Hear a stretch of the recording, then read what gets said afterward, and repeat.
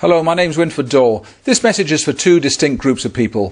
For those that have just come across the research I'm doing into skill development and want to know, why is it there's been some critics of you hanging around for a while? And the second group is those who've known me from several years ago when I was doing all the work with thousands of children and adults with various types of learning difficulty. And in 2008, as far as they were concerned, I disappeared off the scene, and they want to know, what have I been doing ever since? So there's two groups, and I'll tell you. Well, what happened in 2008 was that we'd got amazing research, amazing ways of transforming people without drugs, using exercise-based therapies that were taking away the symptoms. But something I'd not considered in my strategic thoughts, it became a huge threat to various organizations, various people's reputations, researchers and so on. And so they attacked. On any scientific basis? Absolutely not. Were they prepared to lie? Yes, several of them were, because they were threatened by the fact that we were getting great success in transforming lives. So what's happened since? Well, in 2008, the attacks were so great that new people who had not tried it became very wary about trying it. All those that had tried it, thrilled, excited, and many of them keep in touch to this day, and thank you for that.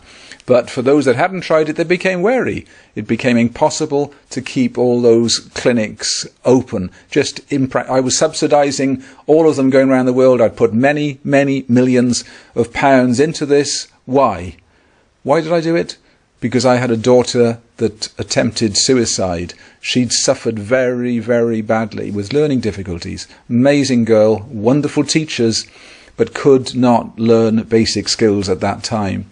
So I talked to researchers about what was going on in the brain, and they gave me all sorts of clues and insights and possibilities, and we applied it, and you know what? We found it worked beautifully and brilliantly, gave her hope, gave her skills, basic fundamental skills that changed her life. So we made that available through clinics around the world, and we changed many thousands of lives in that process. But when the critics came along, I could no longer subsidize those courses to the extent they needed. I couldn't keep the clinics opened.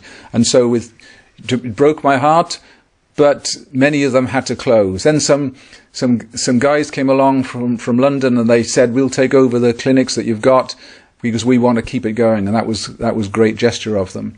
I was so ill, I was so exhausted from having pursued my life purpose, because my pursuit of helping my daughter had become so important to me. I'd been a businessman for many years, I'd been very successful, so I'd got assets that I could put into this project to put something back. Helped Susie, helped thousands of others, but it drained me. So I was so ill, I was so mentally and physically drained, I took 18 months off.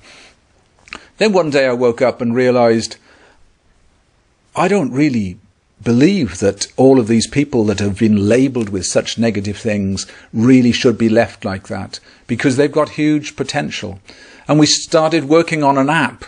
I didn't want clinics anymore. I wanted an app that was all about skill development, bringing out the potential of children with autism, or children that couldn't read or write or concentrate.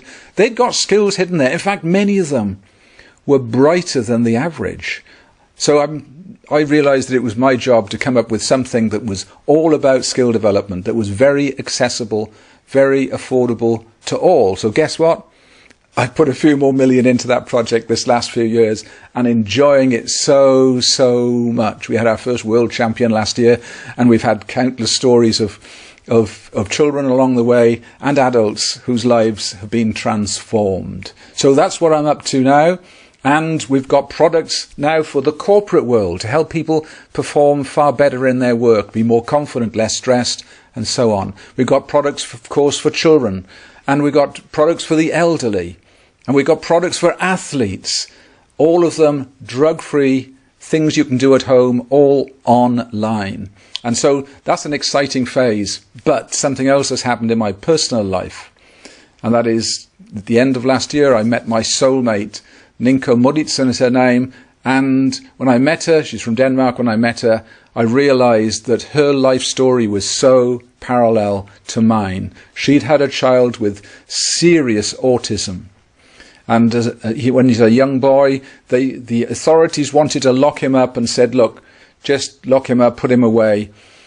And she said, I can't do that. And she toured the world looking for nutritionalists, looking for doctors who understood how to detox. And she came up with some programs, and guess what? She transformed her son's life.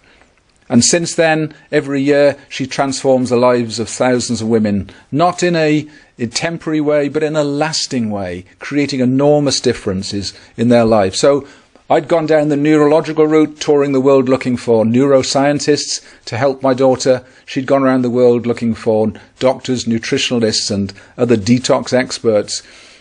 When we got together, we realized we'd got a joint life purpose.